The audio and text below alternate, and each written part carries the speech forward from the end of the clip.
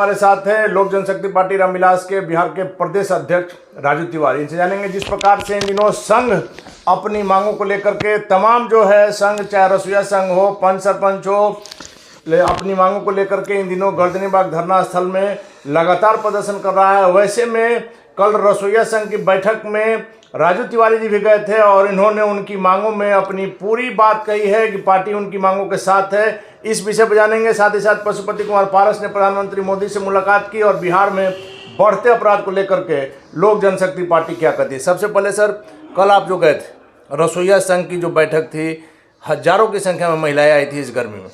नहीं, देखिए वो जायज़ मांग है।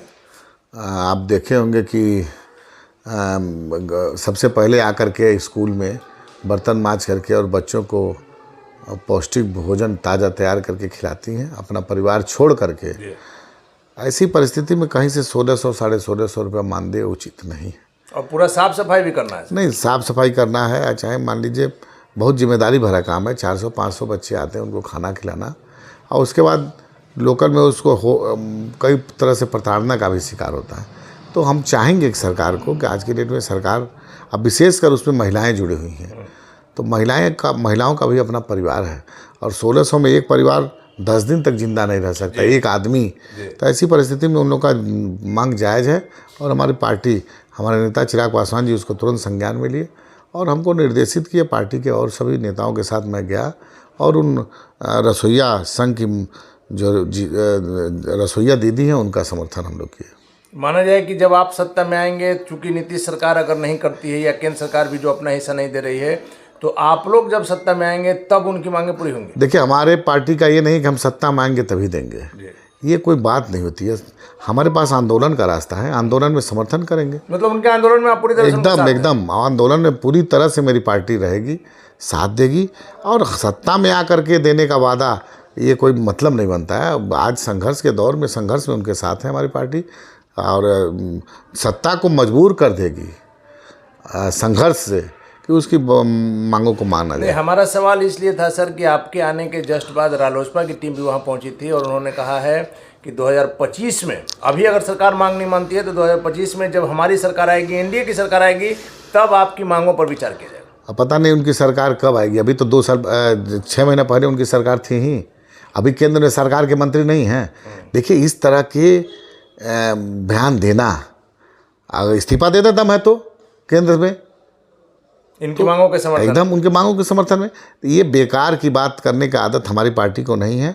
और ये वो क्या बोलते हैं उसको हमारी पार्टी कोई लेती नहीं है, उसको उनका कोई मतलब नोटिस हमारी पार्टी ने लेती है। अब सत्ता में आएंगे, सत्ता मांगे, अरे सत्ता में आएंगे, सत्ता में तो सब लोग देने का कहता है।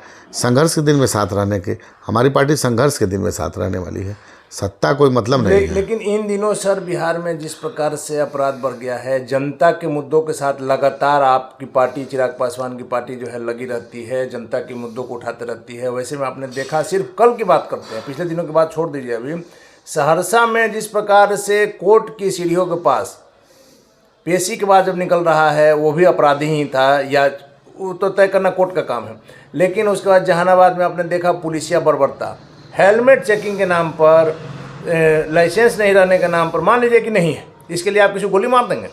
देखिए, यहाँ की कानून व्यवस्था ध्वस्त हो चुकी है और पुलिस भ्रष्टाचार में लिप्त है। भ्रष्टाचार में मतलब ये आप जोड़ लीजिए कि अनायास कैंप लगा करके हेलमेट के नाम पर रुपया लेना, लाइसेंस चेकिंग के नाम पर रुपया लेना, सीट बेल्ट के नाम पर लेना, शराबबंदी का उनका एक शराब बिकवाने में बहुत सारे पुलिसकर्मी लगे हुए हैं। ये बहुत बड़ा दुर्भाग्य है कि नीतीश कुमार का इकबाल ख़त्म हो गया है, उनको अपने प्रशासन पर उनका कंट्रोल नहीं रह गया है। तो हमारे नेता 2020 से कह रहे हैं कि एकदम कानून व्यवस्था ध्वस्त हो गई है। कानून व्यवस्था क्यों नहीं ध्वस्त हो जाएगी? आप एक तरफ जंगल राज बोझ करके आए थे आप 2005 में, अब पुनः आप ही जंगल राज बोले थे, हम लोग थोड़े ना बोले थे। और वो बोलते थे आपको पलटू चाचा और क्या क्या। ऐसी परिस्थिति में आप लोग, आपकी नीति कुछ और है, आपका सिद्धांत कुछ और है, तो बिना नीति और बिना सिद्धांत के अगर कुर्सी के लिए आप समझौता करेंगे तो वो तो बेकार की बात है। वो तो इसमें तो लॉ एंड ऑर्डर बिगड़ेगा ही और विकास नहीं होगा। बालू का खेल सर आपने देखा होगा, कल ही रानी तालाब के जो थाना इंचार्ज हैं उनको उनके सीनियर पदाधिकारी ने सीधा भेजा है सीनियर एसपी के पास कि ये लोग जो है बालू के खेल में अवैध वसूली हो रही है रात के समय में 500,000 रुपया। और अभी 3 दिन पहले जब हम जा रहे थे सर यहाँ से बक्सर, तो बिहटा से लेकर के कोइलवर तक और बबुरा पूरी जो ट्रक की लाइन लगी थी, ट्रक ड्राइवरों से हमने बात किया, सीधा सीधी पैसे का खेल हो रहा है और जाम जो है वो जान करके लगाया जा रहा है।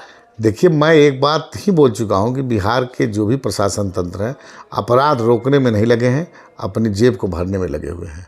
उनको अपराध से रोकने से कोई मतलब नहीं है, सीधे अपराधियों का बोलबाला है। वो लोग किस तरह से धनोपार्जन कर रहे हैं, उसमें शराब बिकवाना हो, बालू हो, बहुत तरह से सिर्फ धन का अर्जन के लिए पुलिस काम कर रही है।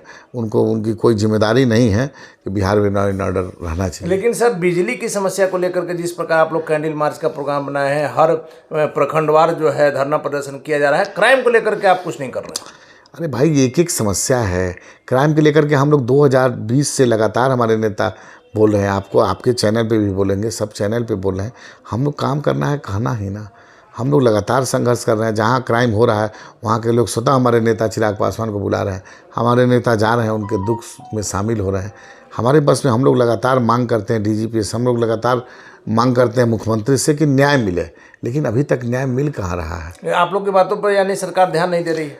सरकार ध्यान एकदम नहीं दे रही है। सरकार का ध्यान ही नहीं है। सरकार का ध्यान सिर्फ कानून व्यवस्था दुरुस्त करना नहीं, यहाँ पर सरकार का ध्यान है कैसे कुर्सी मेरा बचा रहा है, इस पे ध्यान है। और जब अपनी आप कुर्सी के बचाने में लगे रहेंगे तब तो क्राइम बढ़ेगा, बेरोजगारी बढ़ेगी, कुछ भी बिहार में विकास नहीं होगा। लेकिन कहा जाता है कि चिराग पासवान भी बहुत कम रहते हैं बिहार में। 2020 से उठा लीजिए, किसी नेता अगर चिराग पासवान के दशांश अगर घुमा होगा, घूमने के लिए तो जितना इन्होंने घुमा उतना कोई नहीं घुमा। तो भाई और क्या कर सकते हैं। मान लीजिए लोकसभा के सदस्य हैं तो लोकसभा सत्र चल रहा है, वहाँ जाना जरूरी है कि नहीं जरूरी? वहाँ भी तो आवाज़ बुलंद करना है बिहार के लिए। तो हमारे नेता जितना लोगों की समस्याओं को लेकर के प्रखंड से लेकर के जिला मुख्यालय, जिला स्तर पे घूमे हैं, अगर उसका कोई भी नेता 10% घुमा होगा तो मैं राजनीति से संन्यास ले लूँगा। ये विरोधी तरह तरह की बात करते हैं, उस पर हम लोग ध्यान नहीं देते। हमारे नेता स्पष्ट कहते हैं कि अब हम लोग अपना संगठन और लोगों की दुख सुख जो है उसमें शामिल होना और उनकी जो समस्याएं हैं उसको लड़ाई लड़ना। चलिए सर, आखिरी सवाल है कि आपने देखा पिछले दिनों पशुपति कुमार पारस अपने सभी सांसदों के साथ, विधान पार्षद के साथ प्रधानमंत्री मोदी जी से मुलाकात किए। इस मुलाकात के क्या मायने? कहा तो ये भी जा रहा है कि चिराग पासवान की एंट्री ना हो, इसके लिए तो नहीं। अरे अनिल जी, सब बात आप लोग भी क्या गए थे? मिलने गए थे तो क्या दिक्कत है? उनके कैबिनेट, उनके मंत्रालय में कैबिनेट सदस्य हैं, उनको समझ। हम एक न्यूज आप लोग भी देखे होंगे, रामकृपाल जी अपने पोता को लेकर गए थे मिलने प्रधानमंत्री से। तो ये सब कोई मतलब पॉलिटिकल न्यूज नहीं है। बिहार में बहुत समस्या है, मतलब ये सब नहीं। ये इस टाइप का आंसर का जवाब देना मतलब बेकार की बात हुई। ये कोई मतलब नहीं है। बिहार में समस्या बहुत है, उस पर बात करिए। बिहार का कैसे विकास हो, बिहार में कैसे पलायन रुके, बिहार में कैसे भ्रष्टाचार खत्म हो, बिहार में कैसे बेरोजगारों की संख्या, रोजगार बढ़े, ये सब पे बात होनी चाहिए।